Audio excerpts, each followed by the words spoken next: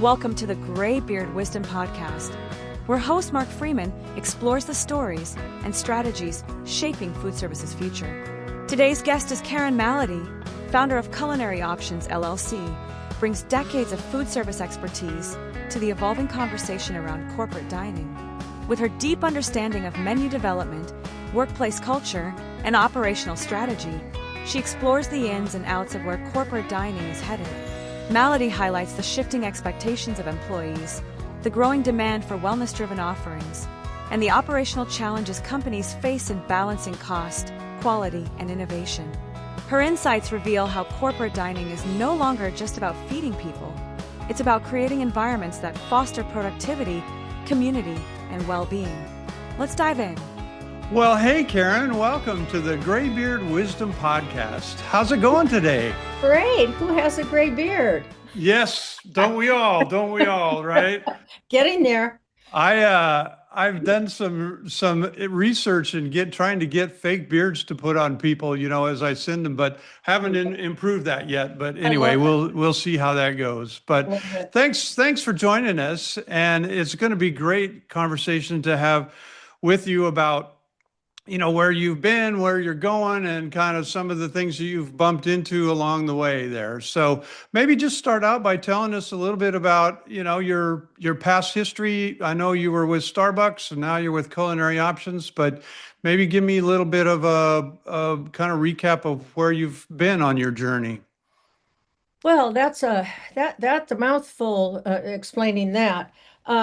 Go for it. I suppose the first part of the journey that is relevant is that I got my master's degree in psychiatric social work and did that for a number of years and decided that it really wasn't my passion. It didn't cause a flame to flare inside of me. And my passion had really always been food. I grew up on a farm. We did our own butchering, our own gardening, our own canning. So food was just absolutely the biggest delight in my life. And I thought, I can do this. So I went to work in a cheese shop for minimum wage. And and people who'd been in the program, the psychology program with me, would come into the cheese shop and think for sure I'd lost my mind. But from there, one thing after another evolved, and I started a cooking school Oh, and a catering service. And as a result of that, some people in various restaurants around Seattle took my classes, and I was hired by one of the groups to become their menu development director. I worked for restaurants, RSI, which later became Satisfaction Guaranteed Eateries, for 6 years. And then I was recruited to go to Larry's Market, which was a phenomenal store. Perhaps you remember it. I do. Yeah. I watched some videos on it. I miss it. And I became a vice president of food services and oversaw the commissary also. From there, I was recruited to go to Starbucks as menu development director and was there for almost 4 years. And once I left, I decided it was time to share my learning and my skills with others to help them build their businesses. And that has been over 25 years now. Wow. Congratulations. Yeah, and I'm still paying the bills. Well, and I know your claim to fame at Starbucks. Maybe tell our audience a little bit about that. Uh, I led the team who created the Frappuccino. Oh, wow. And So it's all your fault, it's huh? all my fault. All those Yeah. calories, all that sugar. I know, terrible thing. I just wish I had negotiated a small penny per Frappuccino.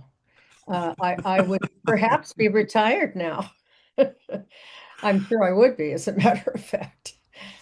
Well, it sounds like I mean, it's, gosh, what a career, right? Starting in a cheese shop, and I know, you and I are really good friends, and so I know you grew up in Chewelah, Washington, which is this small little farming community, and well, over in the eastern part of Washington, and a cheese shop just seems like I think of French cheese and wine and things that go along with that, but I don't see that associated with Chihuahua. So, Oh, yeah, no. maybe was that in Chihuahua that you did that? No, very much not. Ah, It was in Seattle. Yeah, I got my master's degree. I came to Seattle after graduating from Whitworth College oh yeah.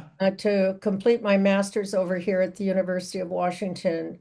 So the cheese episode was here in Seattle. It was one of the best cheese shops in America at the time, voted so. Well, that doesn't surprise me. That's where you would be. I hope so. So the other part of your story seems to be around menu management and menu creation and that sort of thing. Maybe tell us a little bit about what that is and how it applies to, corporate food service or, the things that you're working on now. Well, it absolutely applies to corporate food service as well as any independent commercial restaurant. No question about it. I really cut my teeth on menu engineering, food cost management, operational sensibility around menus at RSI as menu development director. I was given some very rigorous tasks to reduce food costs by a certain percent, to make sure that there was innovation around menu development, but also um, executable. Uh, Yeah, in the restaurants, because each of the restaurants, FX McCrory's, Leshai Lake Cafe, Jake O'Shaughnessy's, they were all different in terms of their physical structure and their line layouts and their back of the house production kitchens. So I learned very quickly that managing food costs was a very tricky business, that it involves procurement, it involves avoiding waste. It's it's just it's executable. And if yeah, all of those things aren't covered, then you likely won't be pleased with your food cost goals, taking into account that I also had to be responsible for menu development in such a way that the labor percent was also in line. So if I presented ideas that were too complex or that sort of blew up the inventory with too many new things, then that I learned very quickly that one must learn to be innovative within a certain parameter if you're responsible for managing these various costs. So it was an amazing learning experience. well, yeah, and it sounds like you get, like you said, you get labor involved, you get equipment involved, you get supply chain involved, you get all these things involved. I mean, Yeah. did your I don't know, your college education or your cheese shop experience give you the knowledge base to be able to do that, or did it was more kind of a trial and error kind of a thing, and learn by listening to chefs or listening to managers or listening to the market or whatever? I mean, how did that kind of develop? Yeah, well, very much the latter. I just, first of all, I'm a real believer that if you really want to learn and become an expert at anything, you have to kind of shut your mouth, listen, get your ego out of the way, Yeah, and just really put yourself in the position of being a learner and a beginner. So I just soaked up everything as fast as I could and really took seminars, read books, helped co-found the Northwest Culinary Alliance. I mean, it was just a matter of saying, I can do this, I'm going to do this, and I'm going to be damn good at it. Right. Perseverance. Perseverance, absolutely. So Huh. I learned all of that in the 6 years, helped reinvent 7 menus, three from scratch because we were opening new restaurants all at the same time. And I was also responsible for training the chefs and being allies with them.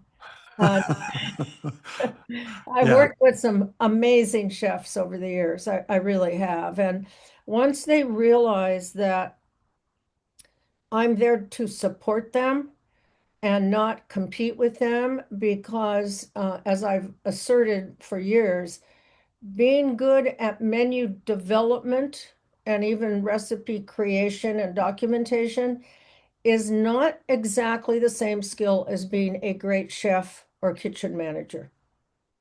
I have Oh, huge admiration for the people who stand there every day.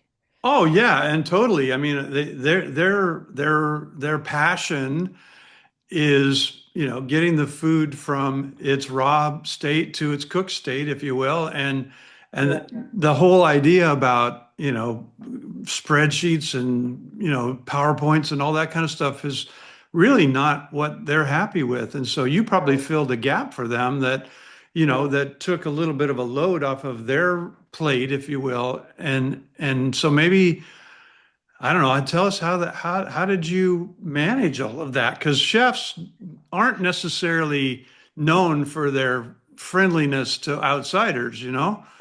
Especially myself, one of the chefs who is still a dear friend. I believe his comment when I came on board was, "Who is this housewife who's stepping into a?"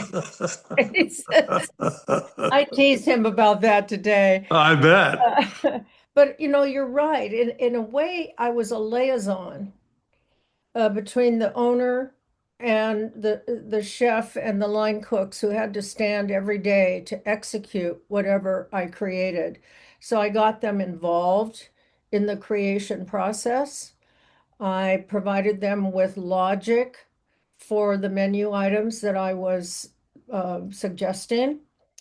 And I think they just really did ultimately, to your point, appreciate that they didn't have to sit down and develop new recipes. Yeah, They didn't have to do the costing of the recipes, document the recipes, create kitchen manuals. yeah, So, yeah, they just ultimately, I think we just became a really great team. Same at Larry's because we had a very robust food service division, you probably recall. I do. At Larry's, wow, the service counter and the bakery and the deli, we had cafes. It was way ahead of its time for grocery stores at the time. Now it's normal, normal affair. That is really true. In fact, I believe, well, I don't know how what the data behind it, but people from other parts of the country were constantly coming in and being given permission to study what we were doing, take pictures, talk to people, etc. So you're right, it was on the cutting edge, no question about it. Wegmans, uh, also Uh-huh. on the East Coast, Zupans in Portland. There weren't many at that time who had full-fledged, multiple concept kiosks and food courts in their stores. In fact, I developed the Panizza, which was a panini pizza concept kiosk. I developed a taqueria. I mean, we had great fun. I mean, we had terrific food. Well, I guess that takes me into the other question though, is like, because you've been on the cutting edge of, of innovation, if you will. How do you get your ideas? How do you know that you're going to have a panini pizza? Or, I mean, how do you, there's nobody to look to really to say, oh, let's copy what they're doing because you're creating it. How do you do that? That's a really great question. How do I do that? Well, one, I'm a voracious reader. And I look outside of food service. And again, this is for ideas. The many phenomenal things exist outside of the food service box. And I think that often we forget as hospitality and food service people to gain inspiration from sources that may not have a thing to do with food service. I love Social, it. I you love know, that. social Yeah. behavior, cultural evolution, financial, economic evolution. It's really important to not be a one-trick pony. And I think sometimes we forget to look outside and, expand, create a bigger box, and maybe not a box at all, preferably. Uh, Hmm. so I think from reading so much and observing and having the incredible, wonderful ability to travel all over the country, I see so much and it triggers ideas. Often I think I've shared with you, Mark, back in the day, management advisory service consultants like myself who are not food service designers Right. weren't even invited to equipment seminars. And that really rankled me. So I was on a mission to explain to FCSI, Food Service Consultant Society International, which I've been a member since 2004, that was really nonsense because those of us who are responsible for menu creation, concept creation, get a lot of inspiration from seeing what's going on with equipment. So I made it part of my journey to become an expert in equipment also because boy, some of the things that have been created, Mark, I couldn't have thought of certain menu ideas 10 years ago even, let alone Yeah. 20 or 30. Huh. So I don't specify equipment. I highly recommend certain types of equipment in order for the menu to be produced properly in the restaurant or the food service venue of any kind.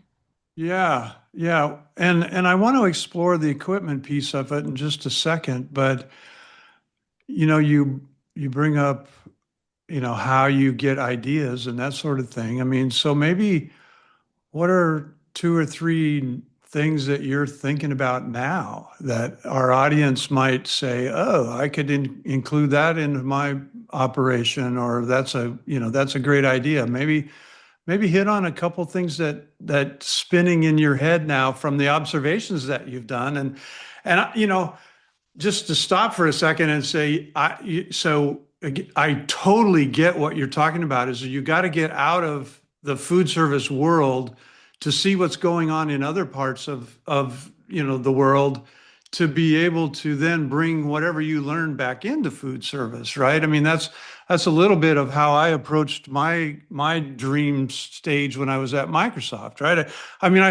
It's funny. I had, there's stuff spinning in my head all the time, and I went to a flower show and got ideas from a flower show that I was able to bring back into the food service. So and again, I really resonate with what you're saying. But again, take it up to where we are now. You talked about the past, but what's hot and cool that's coming in the world of where you are, menus or that sort of thing.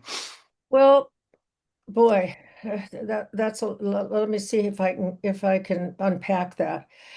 Uh, First of all, what came to my mind is the amazing um, exploration of global, it's called third world cuisine now.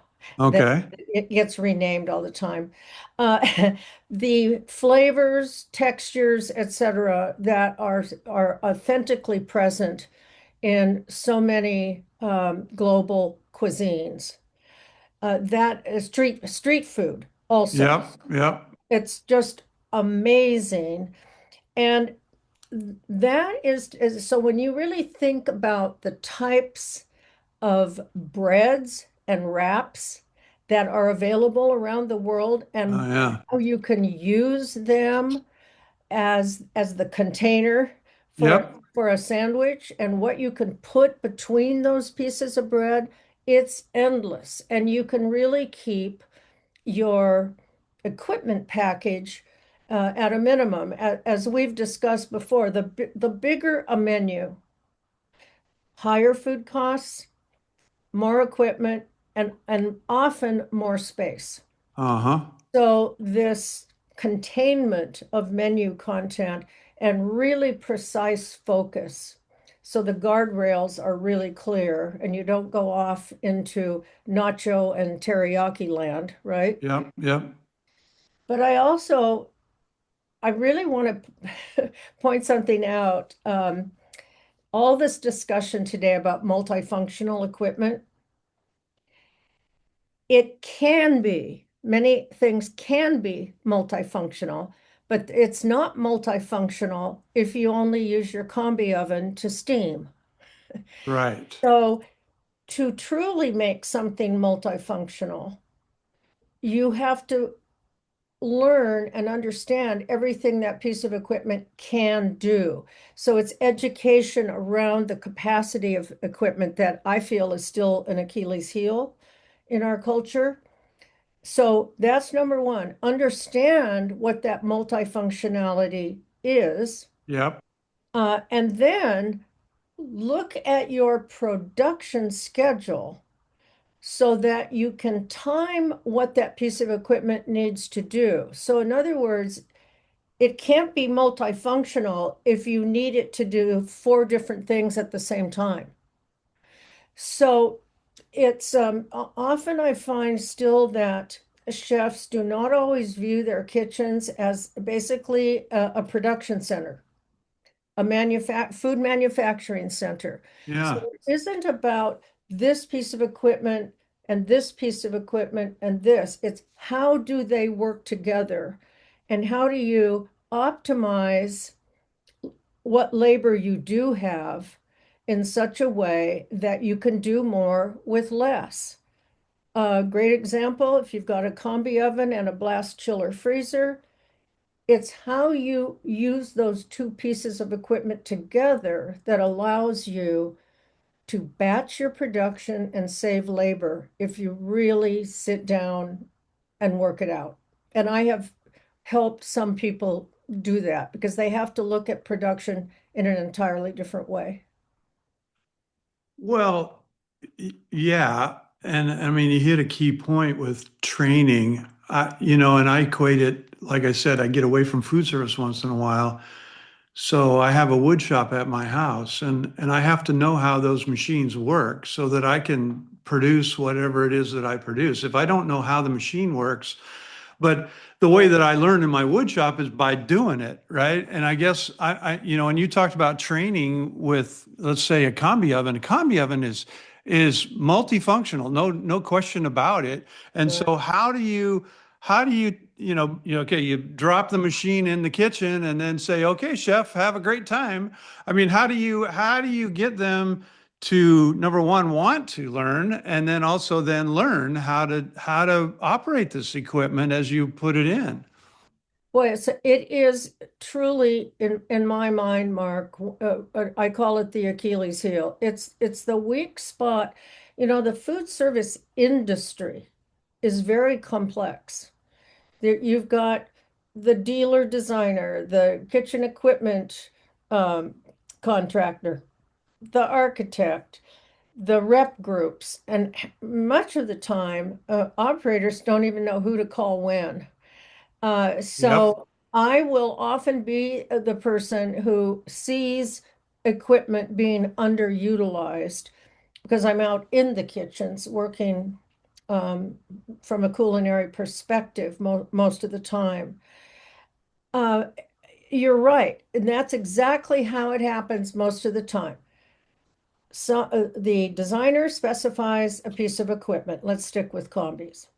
The combi shows up, it's installed, and let's hope it's been installed properly. I was just going to say that. You got to make sure it gets installed Yeah, right. which often does not happen I know. I more know. than anybody would realize. And then, of Yeah. course, the manufacturer is blamed that his equipment's a lemon. And so, okay, so there it sits. Typically someone from the rep group for that brand comes out, shows the chef or the kitchen staff how to turn it on, basically. Yeah. Yeah. And very, very minimal, fundamental instruction. Well, they hand them the operations manual and say, go for it. It's so sad. Yeah. Off they go, and I'm not putting them down. That's their job as defined Yep. today. Um, so then you hope the chef is still there a month later, or half of the people that were taught. And uh, still, Mark, a lot of people are very intimidated by technology in the kitchen, Yeah. and are in many cases happy to say so. Like, I see this big monstrous thing, and I'm not sure how to program it, and so you're stuck. Who do you call to come out and give you in-depth training? Fortunately, I know some people. Uh-huh. You Who- know people in high places. Yeah. Exactly. Who will, for a fee, come out, in one case, work an entire week with the executive chef in a huge hospital to rethink everything about his production methodology. And it it changed his life. I mean, it Oh, just changed sure. life. Yeah. So sometimes it costs designers today can build in to their specifications um, someone, often the executive chef from the manufacturer, most of them have them now, Uh-huh. will come out for a certain fee and do more in-depth training. And it's everything. It's worth its weight in gold to see a piece of equipment that costs a lot of money be used in a way to help the kitchen be more efficient and keep their labor under control. It's so sad when Well, equipment. it is. It is. But, and I can remember we'll stay with ovens, the ovens of the past, it had an on-off switch and that was it. And now they've got, buttons all over them. And the buttons are like, they try and make them user friendly, but they're really not. And so, is there some onus on the manufacturers to be able to, in this age of AI that we're really going into, is there some ways that, they can help with the training process to be able to make it more intuitive to, what you're supposed to do or how it's supposed to work, even if you just get a manual? Yes, fortunately the answer to that is yes, and because in the long run, in the last few years, I think the manufacturers have really stepped up to this. A huge percent now have executive chefs, Yeah. just for this reason, because when you think about it, it's for them to gain so much from offering that training because if their equipment is out in the field, not being used, being misused, it does not do anything to elevate their brand. So this is why the ownership of all of these aspects can be really muddy and tricky at times. The distributor doesn't necessarily have that knowledge. Most of the manufacturers are trying to train someone in their rep group to be able to do this, but they often have 20 to 30 products they're representing, so they cannot be experts in all of that. So um, God bless the manufacturers, honestly. They are really taking a lot of responsibility for this, for this. Yeah, yeah, yeah, definitely. I mean, and again, the equipment piece of the kitchen is so important. Well, it is. And, if I ever see one more tilt skillet used to store clean bar towels, because when I see a piece of equipment not even being used, that tells me either the menu wasn't designed to use it, the people don't know how to use it, or well, usually one of those things, because it's one of the most multifunctional pieces of equipment on earth. Well, and that takes me into something too, is that, and I've heard you say this, that menu drives everything, right? Instead of okay, some kitchen builder just says, well, we don't know what they're going to serve, but we'll put all this equipment in. And then, like you say, a tilt skillet gets used for bar towels and that sort of thing. But so how do you get the industry, if you will, to start thinking more like build it from the menu first, then build your kitchen around it with still having the versatility to be able to, bring in the new items that you may suggest because you saw it in Timbuktu, right? Correct. Yeah.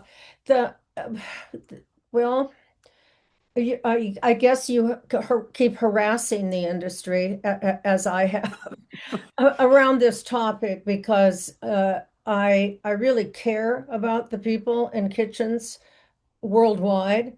Yeah, The degree to which some of us can help make their lives easier and better benefits everyone in the industry. And it's been an issue for a long time, Mark, and it needs to be addressed consistently and constantly. No blame. Just here's the situation. How do we tackle this? How do we make it easier? And one of the biggest shocks, as you know, for me in non-commercial, has been the degree to which my friends who are kitchen designers are asked to design kitchens before there's even an operator, let alone a menu or a concept. yep, Um, what has begun to happen, and it delights me, is many of the corporations who are spending huge dollars on building out new kitchens and get very tired of renovating new kitchens before they've yep. even been used, when an operator comes in and says, That won't work, that right? won't work, right? Yeah. So I've worked now with a number of large companies who finally stepped up and said, we're not doing that anymore. Come in, work with us to create our vision for what we want for service, create a vignette that explains what it is, what equipment is needed, what labor is needed, etc. We are going to include that detail in our RFP. And if someone is not willing to come in and execute our vision, they should not respond, because we are not going to renovate a brand new kitchen. We're done. So it can be done, Mark, but it's going to take a while, I think, for people to realize there are people who can help them do that, like MAS consultants. And I just keep writing about it and talking about it and doing Yeah. presentations on it. I really don't know what else a person can do except slow and steady pressure. Yeah, and you bring up visioning, and I've had the pleasure of being a part of some of your visioning exercises, and I guess maybe talk a little bit about your process. How do you sit with a customer, a client, and get them to come up with a vision and ideas around menuing and that sort of thing so that they can put it into their RFP or whatever. I mean, it just doesn't materialize when somebody says, "Okay, let's put our vision in the RFP." Well, my Right. God, there's a huge exercise around that. Maybe talk a little bit about, your visioning world and kind of how you approach that and maybe some success stories that you've had related to that. Um, it is amazing to me how there often is not a true vision and brand pillars are standard operating procedures that are clearly stated. So it's like if you don't know what the vision is and what your operating principles are, then how on earth do you create a menu, uh, uh, anything, quite Yeah. honestly, anything? So often, what I have found over the years, and this started when I was a therapist. So my background in psychology really comes into this. No, Yes, it does. no question about it. I know that people have in their minds and in their hearts a nugget of an idea. So my goal is to help them explode that nugget into a full-fledged vision and concept. I want to open a burger bar is not a concept. It's not a vision. It's like Right. it's an idea. Yeah. I think we discovered in boot camp there are 14 ways to cook a burger. So what kind of burger? What kind of bun? What is this thing you're trying to create? Yep. And I'm a big fan and always have been, and again, coming from therapeutic work, of a thing called prospection. Are you familiar with that? No, tell me about it. It's if you can envision the future, you can then make decisions in the now that help you get there. Yeah. If you don't have that, then you're going like this all the time. There are no guardrails because, and where this really emanated was truly back when I was getting my master's, and Fritz Perls was, be here now, was just don't push the river, it flows by itself. I was into all that, all those therapy methods. Sure. And, um, and I've always been fascinated by Eckhart Tolle. Now, many people in that arena, prescribe to be here now, be fully present. Totally agree with that.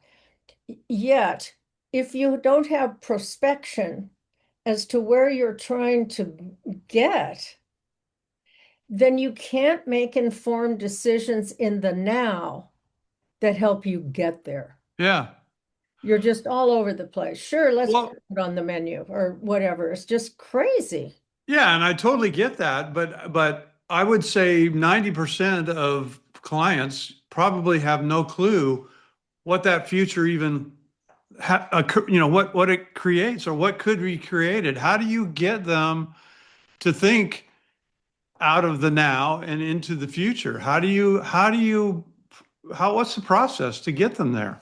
Well, A big part of the process, Mark, is to ask questions. I'm a big fan of asking questions, not telling people, but asking them deliberate, strategic questions that forces them in a kind way to answer them. Yeah. And you know that part of the exploration, because generally they have something in their mind, and my goal, our goal as consultants, in my opinion, should be coaxing that out of them, getting them to talk, say whatever, share ideas that they might think are dumb. It's helping people get outside of their own heads to just say stuff and not worry if it makes sense at the time or whatever, because um, as you saw in the time we shared that experience, people are they're very fearful. Uh, Yeah. they think they don't have an idea. They think they're dumb. They're shy. They're bashful. They're insecure. And so part of the process just has to be creating a safe space for people to. Right. It's hard in a room where because I give people homework um, that helps me assess where is there alignment at all in the thinking of the people in the room. And in some cases, there's amazing alignment and it makes it a lot easier. And in some cases, I've walked in and boy, they are all over the map in terms of Well, their yeah, thought. and there's different levels of leadership in the room as well. And so, some, I don't say a dishwasher is going to be intimidated to speak up when the vice president of operations is in the room, kind of a thing. Yep.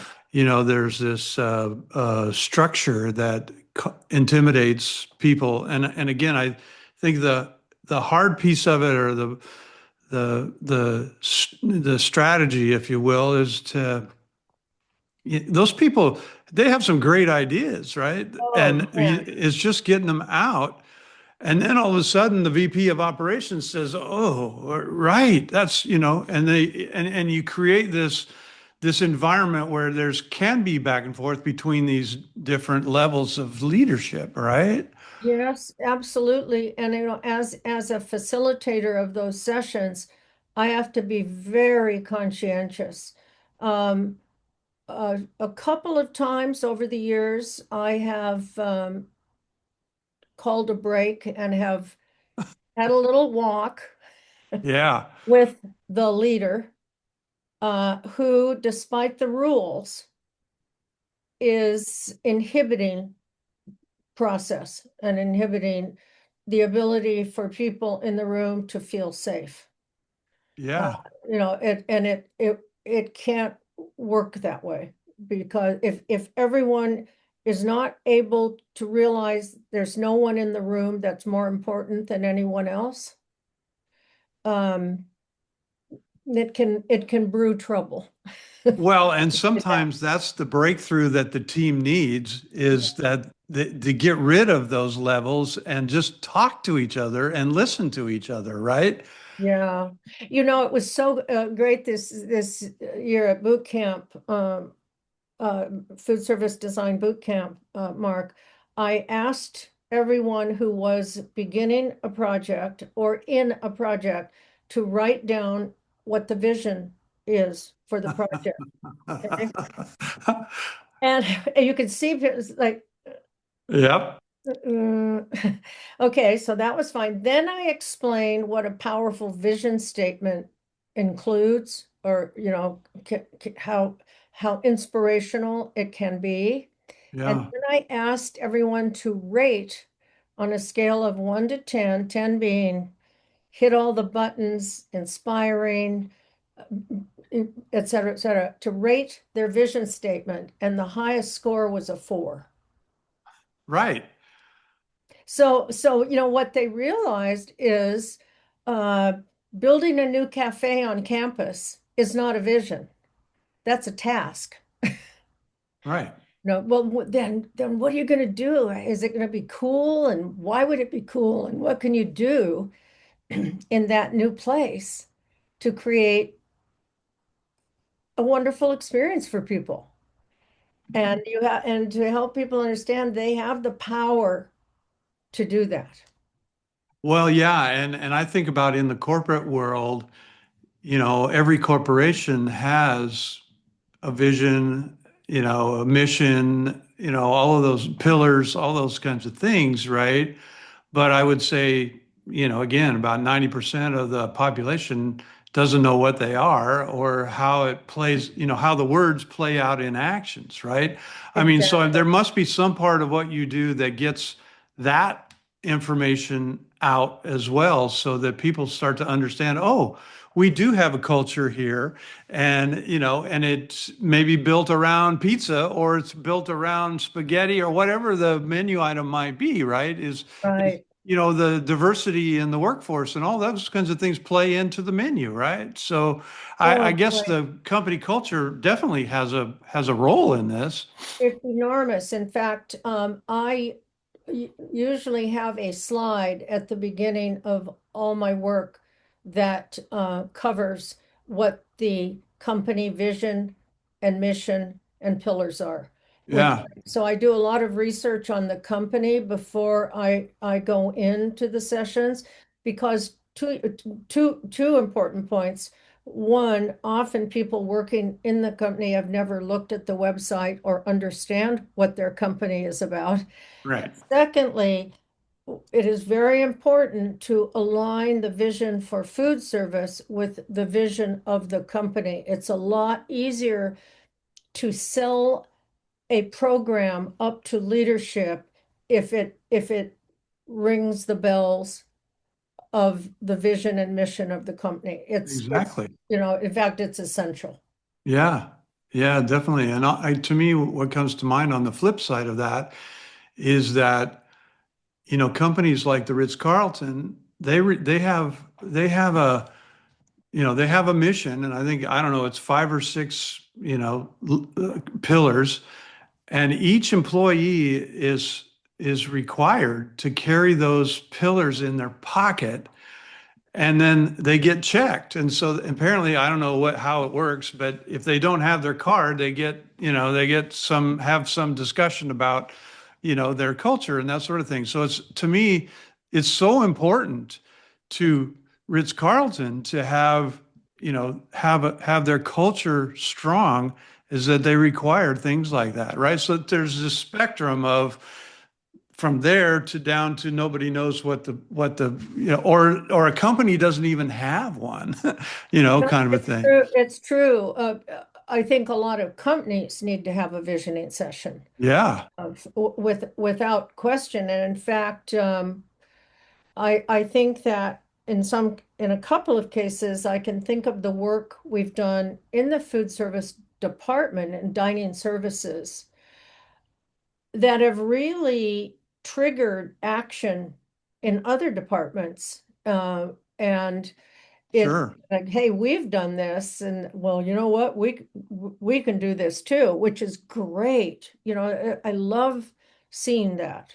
I do. Well, and they don't just accept it. The because of the food service had success with getting their people wrapped around, a culture and seeing that it works, in the long you it's you know, it's so much easier to make decisions when like you said, what the guardrails are and how you can go into the future because there's some rules, if you will. No, there are, and if you don't have that prospection or that that future goal setting, then it becomes very difficult to figure out what KPIs should be and and to realize what is really worthy of measurement and Yeah, metrics, because it would be like a football field not having goalposts. You'd just be running around the field, never knowing if you hit Yeah. the mark or not, right? Yeah. I mean, and I do see a lot of that.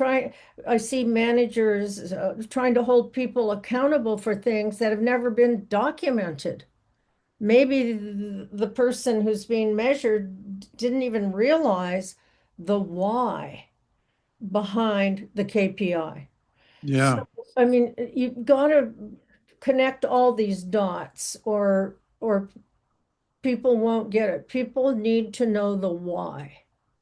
Well, so then take me. Okay, so now we've got the culture, we've got the strategies, we got the missions, we got the pillars, all that kind of stuff. Take me through how then that applies to the menu and how you develop the menu, but then also the rest of it, how much, what equipment's going to support that and whatever. I mean, maybe just take me through a little bit of the kind of the process now that you've done this visioning and you've got everybody kind of aligned to be on the same page.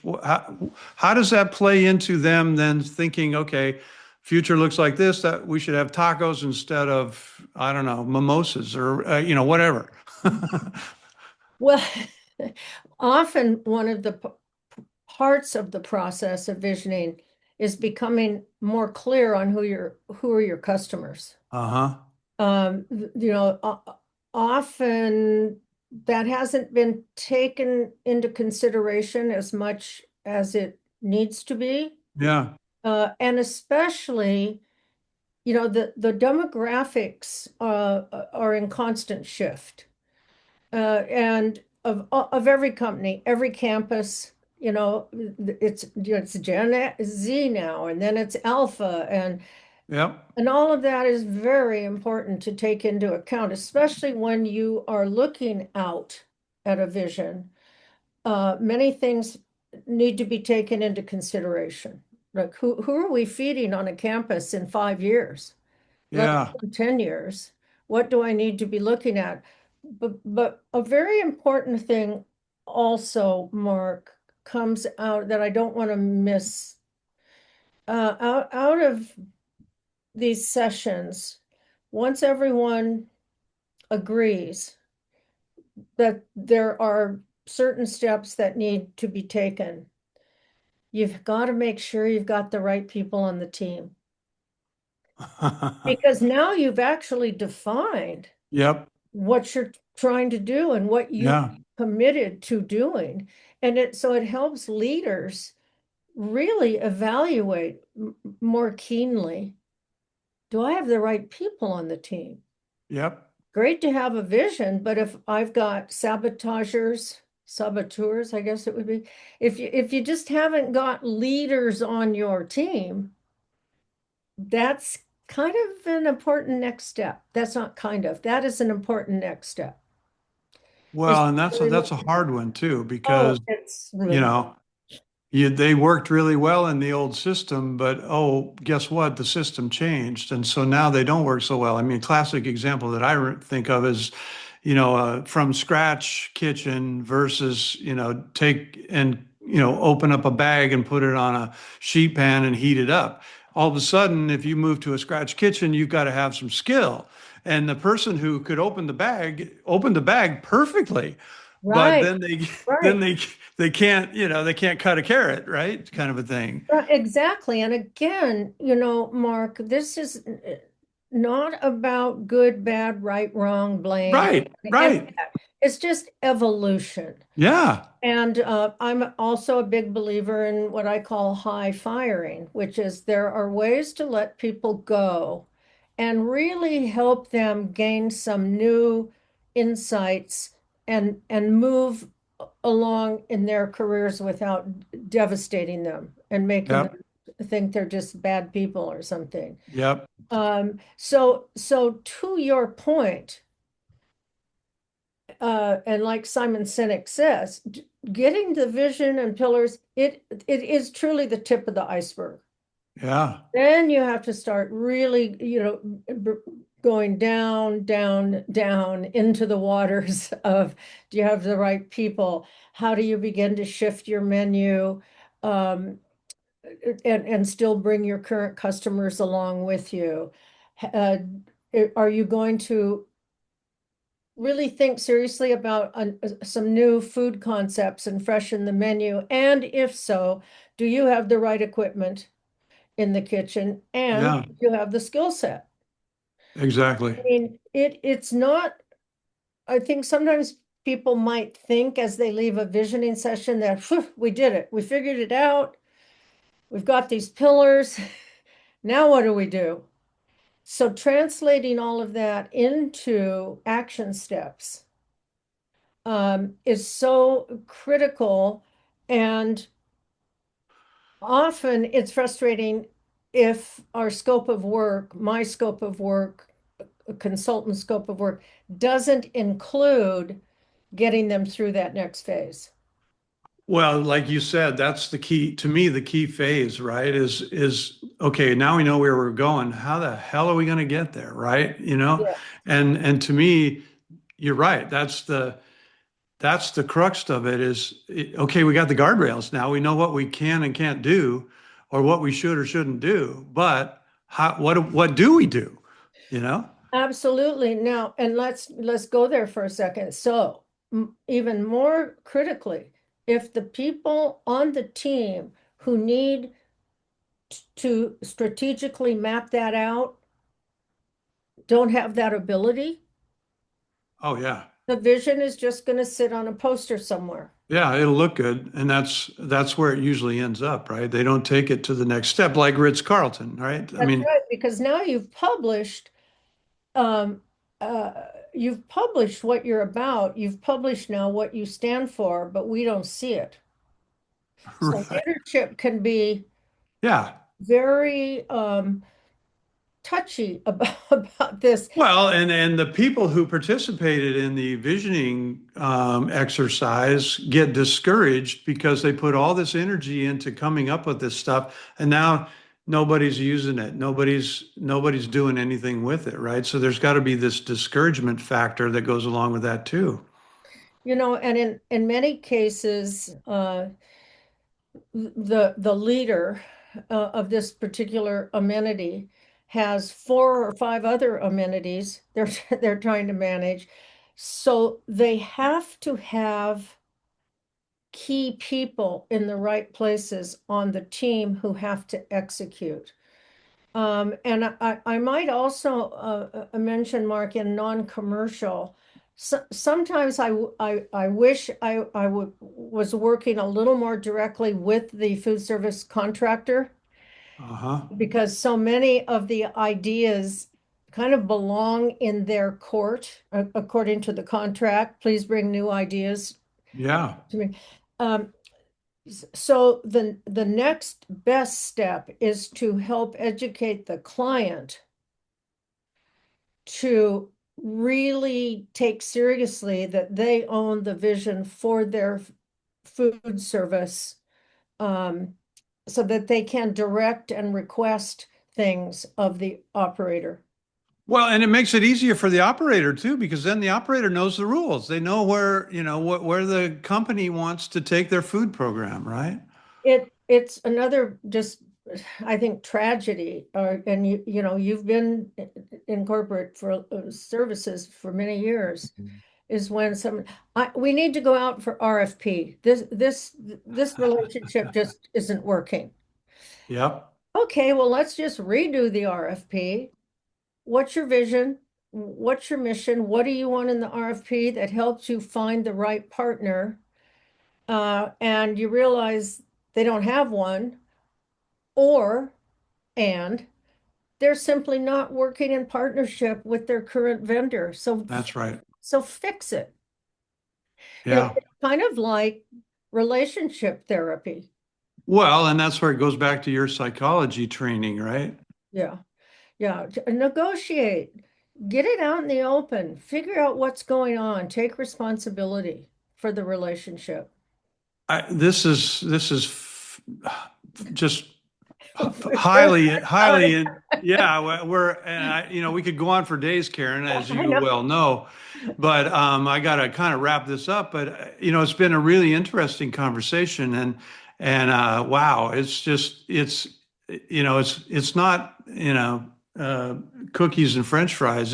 It's a lot bigger than that. Just and as you talked about it, the menu, the uh, the equipment, the training, the all of this stuff that goes along with it. It's very, very complicated. And I think that's a tribute to, the world that you've lived in for a few years is trying to straighten all that out and make it so that people can actually use it, right? And so, it's very complicated. Like I said, we could go on for days to talk about this, but so I've got a couple questions that I ask my attendees or my participants here, and it's kind of a yes or a no question. I call it the lightning round, and so maybe just we'll go into this and see kind of where it takes us. So, jazz or rock and roll? Jazz. Are you a huge jazz enthusiast? A moderate jazz enthusiast and a certain kind of But jazz. you, and no offense here, but you grew up in the 60s, 70s rock and roll era. Just okay. Domestic travel or international travel? International. Sweet or savory? Savory. Really? Mm. I don't know. I would, I All would, day long. I would take you for a sweet person, but because you're so sweet, Karen. I'm actually not an interested. Well, I hope a sweet person. Okay. No, I'm not a big sweets eater. Huh. But you like cheese. I love cheese. Yeah. Mountains or skyscrapers? Ugh. I prefer cities, so I guess I'd say skyscrapers. Okay. Yeah, I would have grown up on the farm. I would have. yeah. Well, there were wonderful things about it, but I really don't want to go back there. Let's put it Okay. that way. Let's see. Rice or pasta? Oh, I love both. Pasta, Okay. And I guess the last one, breakfast or dinner? dinner. Yeah. I see you as a dinner person. I've had many dinners with you. Love dinner. I love good breakfast too, but dinner. Well, so Karen, thanks so much for the wisdom that you've brought to the Graybeard Wisdom podcast. And I totally appreciate the conversation that we've had. Like I said, it could go on for hours and hours, I think, but I think it really will give some value to our audience. And so, again, I totally appreciate the time and the energy that you've put into your whole career, really. So thanks a lot. Thank you. It's great.